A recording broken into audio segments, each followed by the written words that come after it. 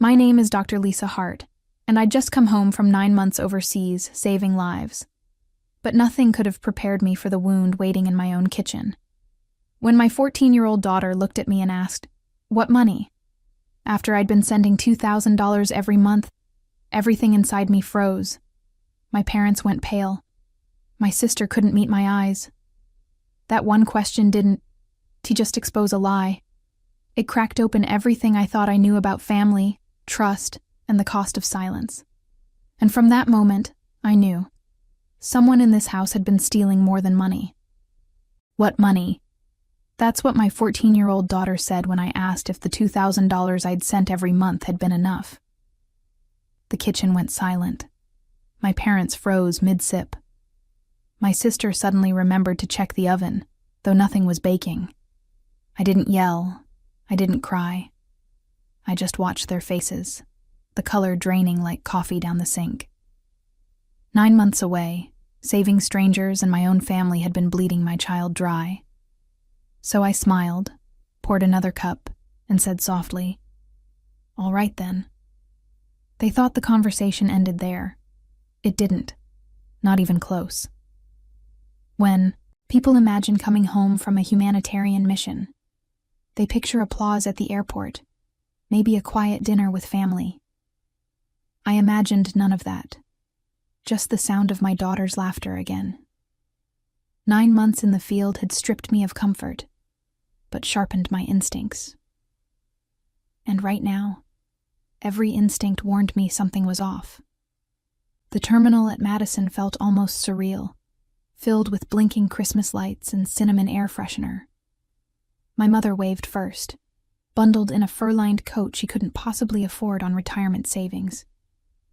My father followed with a stiff smile, holding a "Welcome home, Dr. Lisa" sign, as if it made up for a year of distance.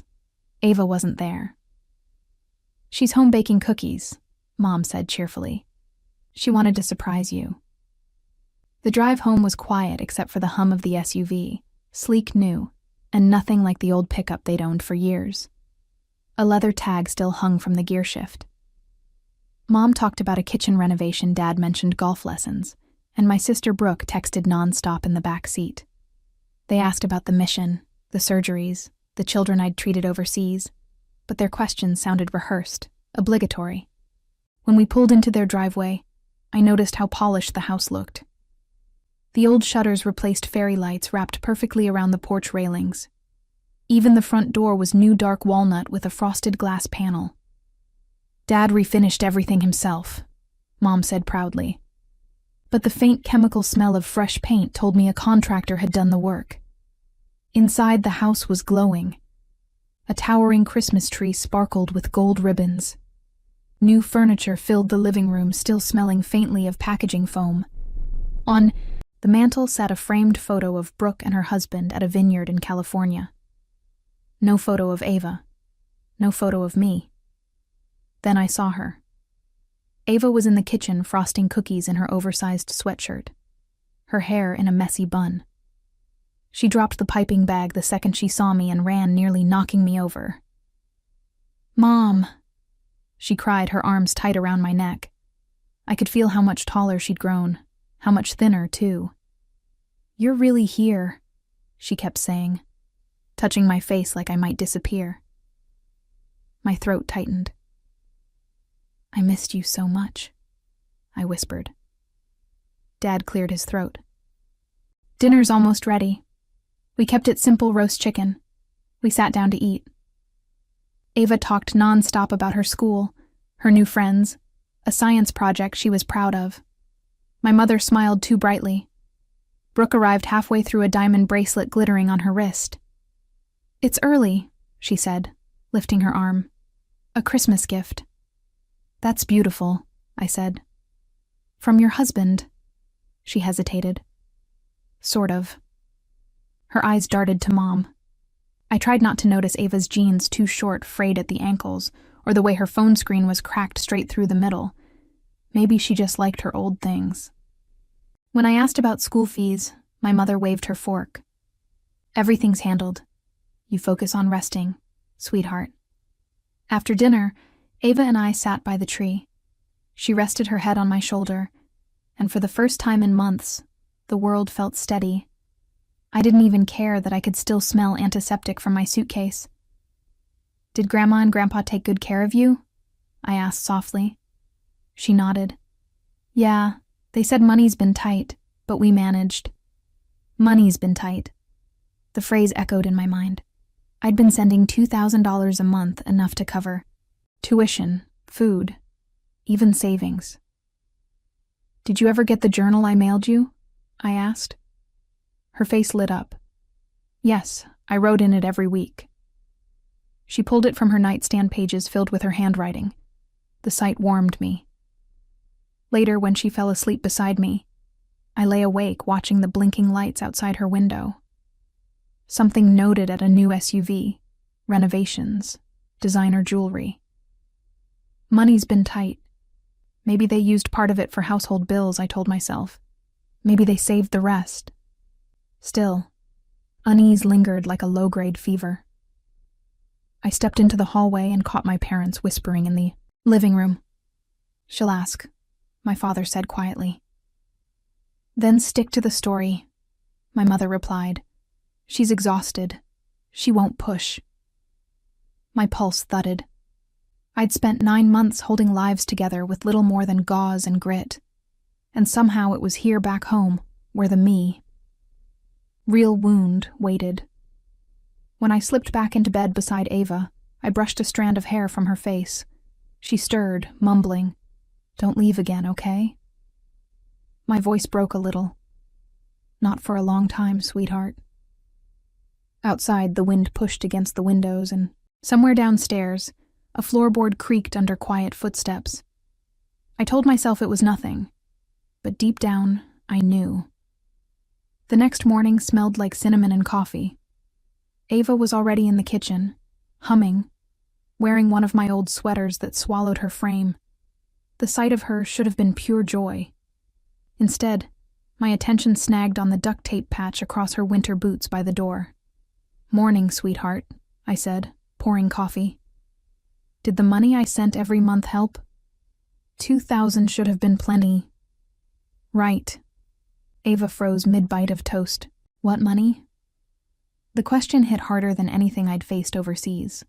I blinked, trying to process. "The money I transferred to Grandma and Grandpa for you." Her brows furrowed, confusion written all over her face. "They said you couldn't send money, that you were struggling with expenses where you were." The spoon in my cup clinked too loud. My parents had gone pale. My mother forced a smile. "Honey," maybe she misunderstood. Ava looked between us. "No, I didn't. You said we had to be careful with spending. That Mom was having trouble even feeding herself over there." My father cleared his throat. "Who wants hot chocolate?" The words hung in the air like smoke. Brooke appeared in the doorway, pretending to adjust her hair. "I'll make it," she said quickly, already moving toward the stove. I smiled faintly. "That sounds nice." Inside, my pulse slowed, not with panic, but precision. Years in emergency medicine had taught me when the bleeding starts. Stay calm and locate the source. I looked at my parents. Their faces told me everything. The rest of the morning passed in forced normalcy. My mother fussed with decorations. My father claimed he needed to shovel snow, though the driveway was clear. I helped Ava clean a room folding shirts that were all at least a year old. "You've grown so much," I said softly. "Did Grandma ever take you shopping?" She shook her head. "They said things were tight, so I got a job at the cafe down the street." I stopped folding. "A job?"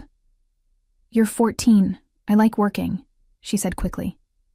"Mrs. Rivera lets me keep my tips. It helped pay for school supplies." I forced a smile. "That's responsible of you." My throat burned as I spoke. Later, while she showered, I opened my banking app. Every payment had cleared 9 transfers, 2,000 each, perfectly on schedule. $18,000 sent, received, and apparently erased. I scrolled through messages from my mother, short updates about Ava, always cheerful. She's doing great. Don't worry about anything here. Not a single mention of money. Maybe it was a misunderstanding, I told myself. Maybe they saved it for college. But the voice in my head, the same one that had warned me before countless emergencies, said otherwise. That evening, as we decorated cookies, I watched my parents more closely. Mom's diamond earrings sparkled under the kitchen lights.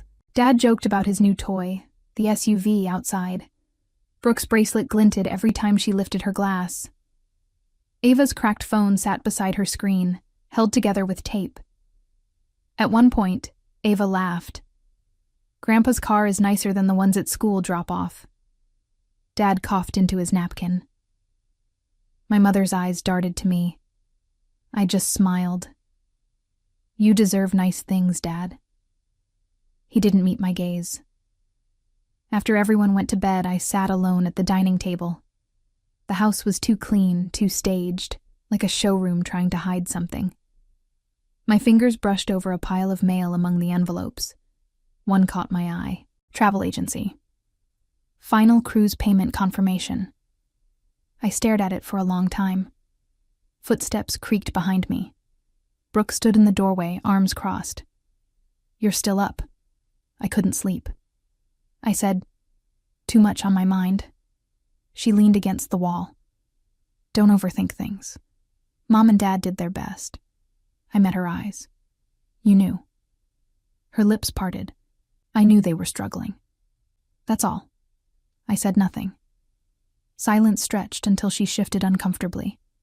Anyway, good night. She left before I could answer.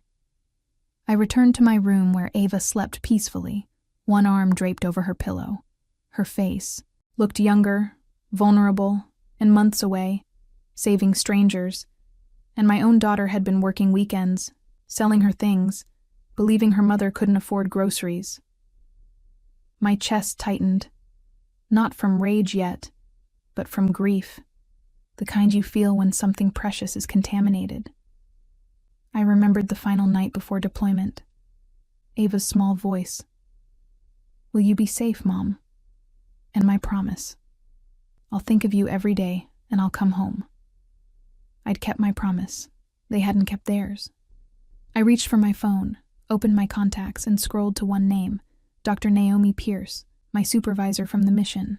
She told me once, there's a difference between staying calm and staying silent.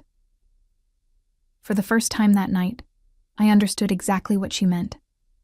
The next morning, I woke before sunrise.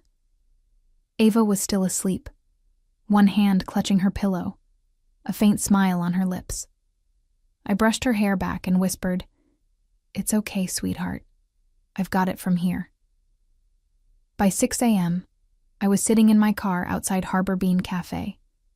The windows were fog, the street empty except for a snowplow rumbling past.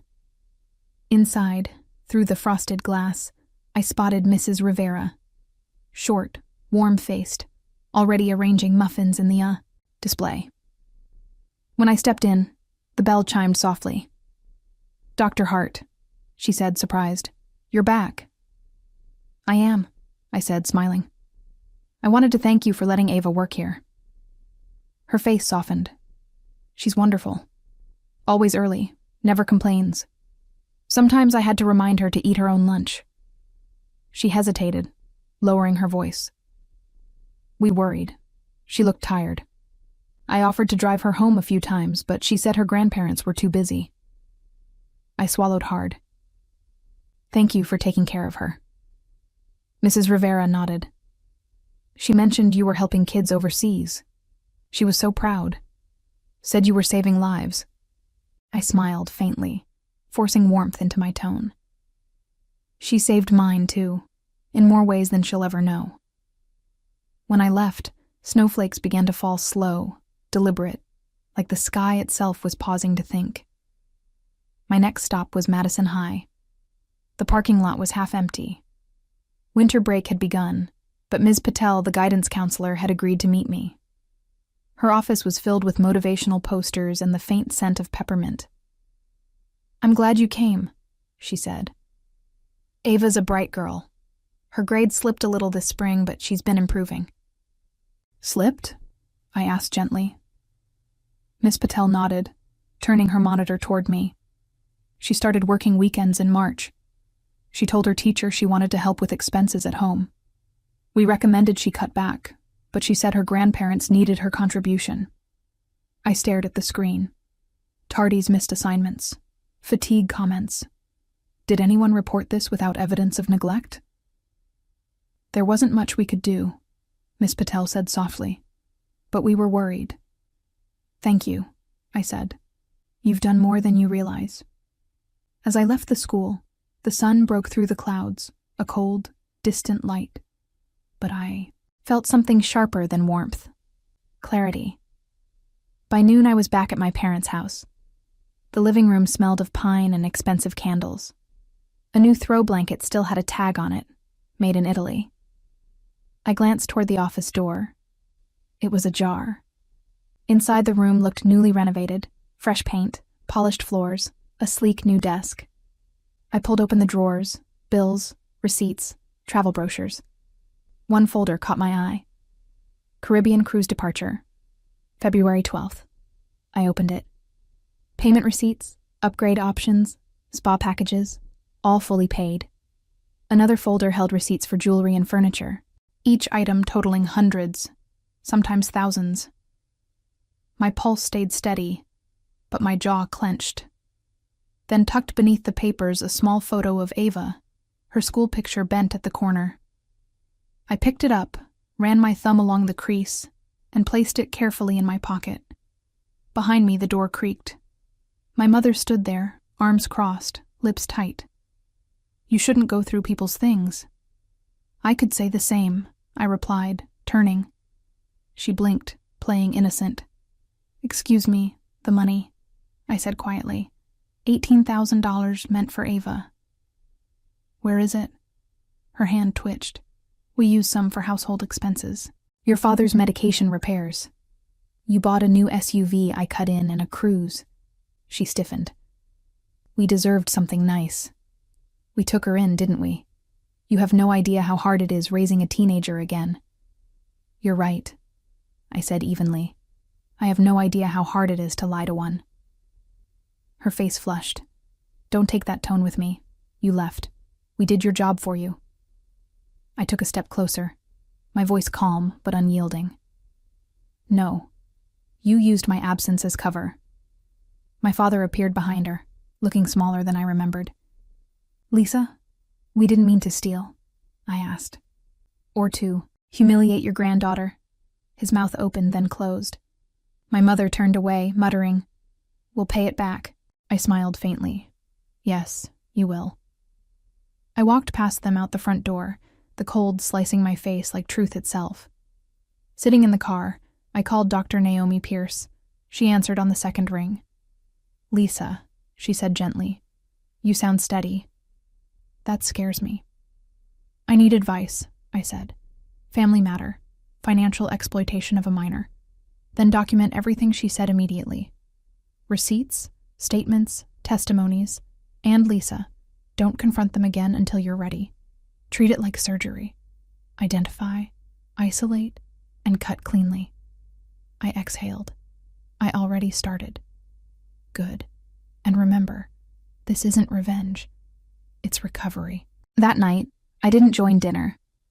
I spread papers across my bed, bank transfers, Ava's school notes, receipts, screenshots of texts. I made copies organized by month and labeled each file. Payment, household luxury, deprivation evidence. When I was done, I placed the documents into 3 folders. One for me, one for them, one for my Aunt Helen, the only person in the family whose morality never bent. Before turning off the light, I opened Ava's journal. The December entry read, "Grandma says Mom's too busy saving the world to send money. I don't want to ask. I'll work more shifts." I stared at the words until they blurred. I thought of the countless patients I'd treated in makeshift tents, wounds cleaned, infections stopped, lives saved. And yet, my own family had been festering with rot I never saw. I closed the journal, slid it into my bag, and whispered, "Not anymore." The next morning, I transferred my savings into a new account with Ava as co-owner. Then, I froze the old one, the one linked to my parents. I printed the statement of closure and tucked it into my folder like a scalpel into its sheath. As I zipped the bag, I caught my reflection in the mirror. My eyes were calm, calculating, not angry, focused. I didn't yell, I said under my breath. I did this. Christmas Eve arrived with the kind of stillness that comes before a storm. Snow draped over the neighborhood like silk, muffling every sound, every breath. Inside my parents' house, the smell of cinnamon and roasting turkey couldn't disguise the tension thick enough to slice through. I spent the morning helping Ava wrap presents. She hummed quietly, focused on folding the edges just right, as if precision could make up for everything she'd lost this year. I didn't tell her what I planned. She'd been hurt enough by their lies. But tonight, she'd see the truth, and she wouldn't face it alone. By evening, the house was glowing with soft golden lights. Family filled every corner. My aunts, uncles, cousins, all dressed for celebration, unaware they were walking into a reckoning. Aunt Helen arrived last, her posture regal as ever, her eyes scanning the room with that quiet intuition that missed nothing. When she hugged me, she whispered, "You've got that look your father used to have before a courtroom battle." I smiled thinly. "It's not a battle, Aunt Helen. It's surgery." Dinner began like a performance. My mother moved through the kitchen with rehearsed grace, laughing too loudly, complimenting everyone's sweaters, her diamond earrings catching the light. My father poured wine jovial, his hand only shaking slightly. Brooke sat beside him, scrolling through her phone, pretending not to notice my glances. Ava sat close to me, her hand occasionally brushing mine under the table. A small, silent tether keeping me grounded. Plates. Clink-ticked laughter filled the room, and for a fleeting moment, I almost wished I could pretend. But the truth doesn't stay buried forever. It waits patient until you hand it a microphone. Halfway through dinner, my father raised his glass. To family, he said, his voice loud and confident. To sacrifice, to love that endures. I set my fork down. The room quieted almost imperceptibly. "That's a beautiful toast, Dad," I said softly. "But I think we should add one more word. Accountability." My mother froze mid-sip. "Lisa, I just want to thank everyone for being here." I continued my tone, even polite. "It's been a long year for all of us. I've spent 9 months overseas, long shifts, no holidays, barely sleeping. But it kept me going knowing Ava was home safe, cared for." I turned slightly toward my daughter. I sent money every month to make sure of that. $2,000, 9 months, $18,000 total. The air thinned. Brooke's bracelet caught the candlelight as her hand twitched. My father shifted in his chair. My mother's smile cracked. "Yesterday," I said quietly, "I found out that Ava never saw a cent of it. Someone dropped their fork. The sound hit like a gunshot." I looked at my parents. "You told her I couldn't afford to send anything, that I was struggling to feed myself, while she worked weekends at a cafe and sold her things to pay for school supplies." "Lisa, this isn't appropriate," my mother hissed. "No," I said. "It's overdue." My voice stayed calm, almost too calm, while Ava was skipping meals to save for a graphing calculator. "You bought a new SUV, you renovated the kitchen, you booked a cruise." My father's jaw clenched. "You're exaggerating." I slid a folder from beneath my chair and placed it in the center of the table. "These are the payment records, bank statements, receipts, proof." Gasps rippled around the table as pages fanned out, dates, amount, signatures. Aunt Helen leaned forward, eyes narrowing. 18,000 every dollar, I said, transferred from my account to theirs.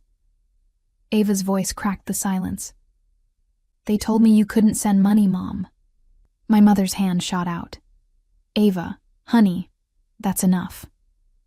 No, it's not, Ava said, tears trembling in her eyes. You said Mom was struggling. You made me feel guilty for needing anything.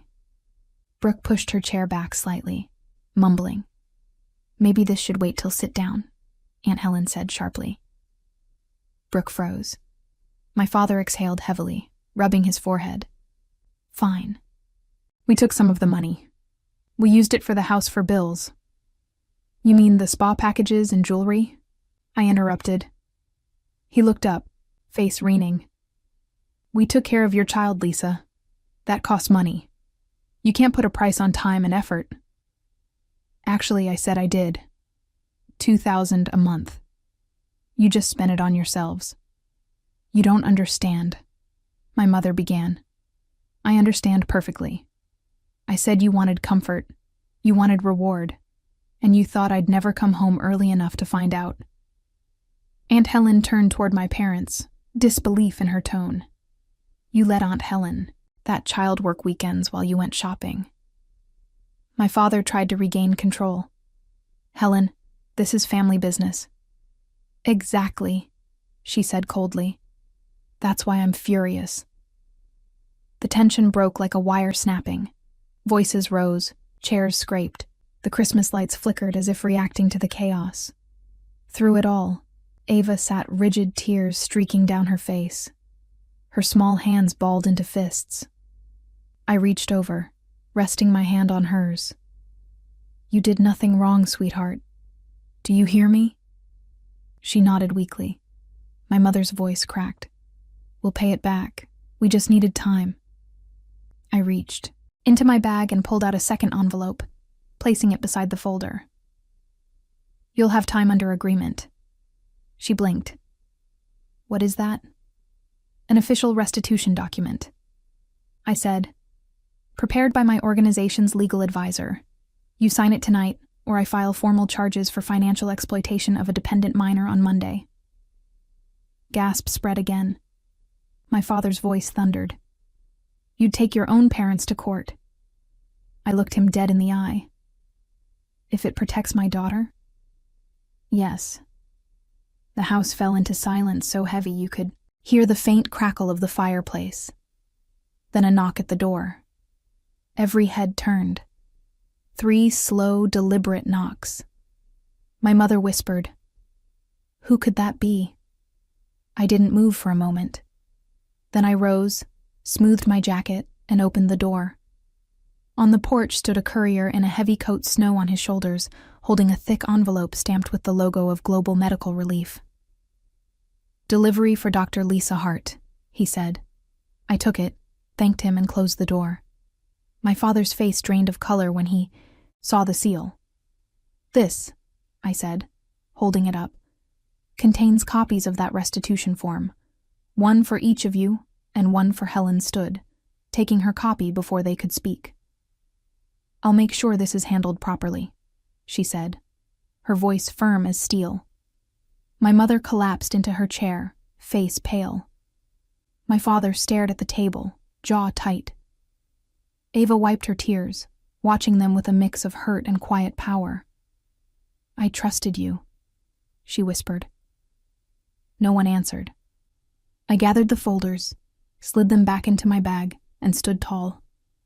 You wanted to toast a family. Here's my version to honesty to consequences.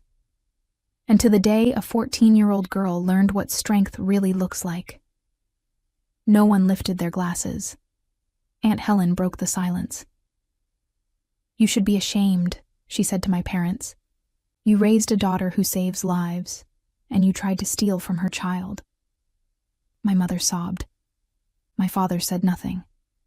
Ava stood and took my hand. Can we go home now? I looked down at her, her chin trembling, but her back straight. Yes, baby, I whispered. We already are.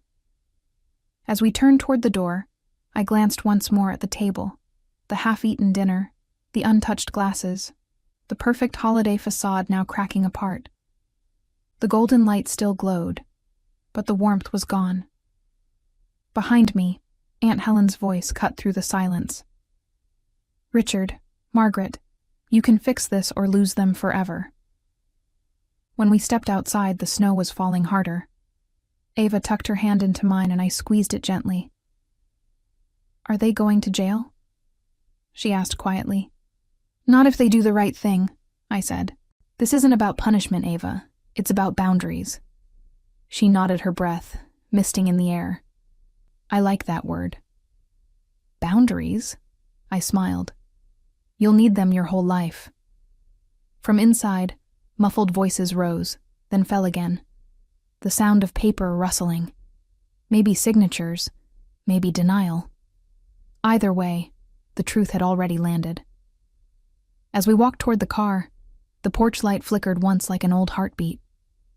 I started the engine, the headlights cutting through the falling snow. "They thought silence meant surrender," I murmured. Ava looked at me. "What does it mean?" "It means we were just getting started." The morning after Christmas was brutally quiet.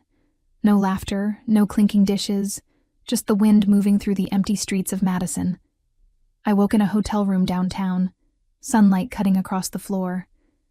Ava still asleep in the next bed. She looked peaceful finally, her body uncurled for the first time in days. I sat by the window, watching the city slowly wake. For years I'd associated home with my parents' house, that big, carefully curated museum of appearances. But now it felt like a place that no longer existed. What I had left was Ava and the truth. That would have to be enough. By noon, we met Aunt Helen and Mr. Carter, the lawyer from my humanitarian organization, in a quiet conference room at a small local firm. My parents arrived last. Mom wore sunglasses despite the overcast sky. Dad clutched his coat like a shield. Neither spoke. Carter began formally but gently. "We're here to finalize restitution for the funds misused while Dr. Hart was abroad." He slid documents across the table, the same ones I'd shown on Christmas Eve. The room was tense, sterile, filled with the hum of fluorescent lights and the faint scratch of pens. Mom's voice broke first.